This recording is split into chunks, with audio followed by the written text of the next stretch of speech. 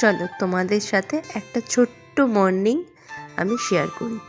আজকে হচ্ছে বৃহস্পতিবার, আর পারামের কিন্তু আজকে একদম হাফ ডে, মানে 11টার সময় ছুটি হয়ে যাবে। আর সকাল সকাল আমি উঠে গেছি 6:30।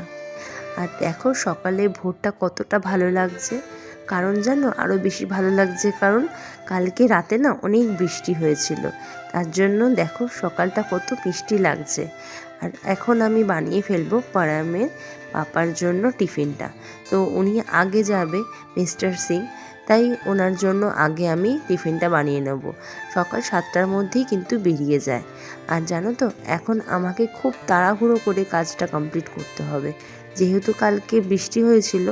আমিও না একটুখানি ঘুমটা একটু বেশি হয়ে গেছে, যেখানে 5টার সময় উঠি সেখানে আজকে উঠেছি 5:45। তাহলে বুঝতে পারছো কতটা লেট হয়েছে। তাই তোমাদের সাথে একটা চট জলদি একটা রেসিপি শেয়ার করছি। দেখো শুধু প্রেশার কুকারে একটু তেল দিয়ে জিরে ফোড়ন দিয়ে দিলাম, গোটা জিরে আর পেঁয়াজ কুচিয়ে দিলাম, আর আলুগুলোকে এইভাবে কেটে আমি দিয়ে দিলাম।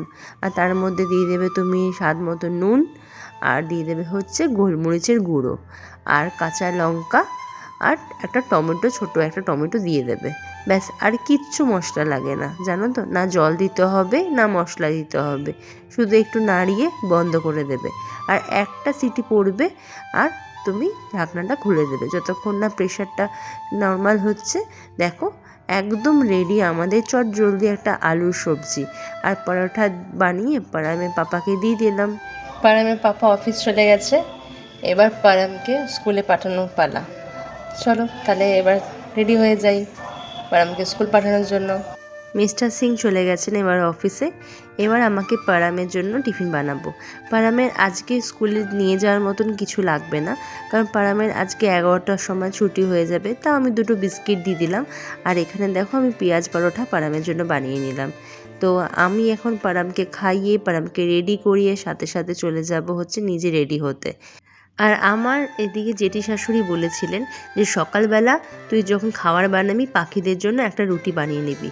তো দেখো পাখিদের জন্য একটা রুটি বানিয়ে চিনি দিয়ে আর ওই টিনের মধ্যে দিয়ে দেবো, পাখিরা টুকটুক করে খেয়ে নেবে, কত ভালো লাগবে তাই না।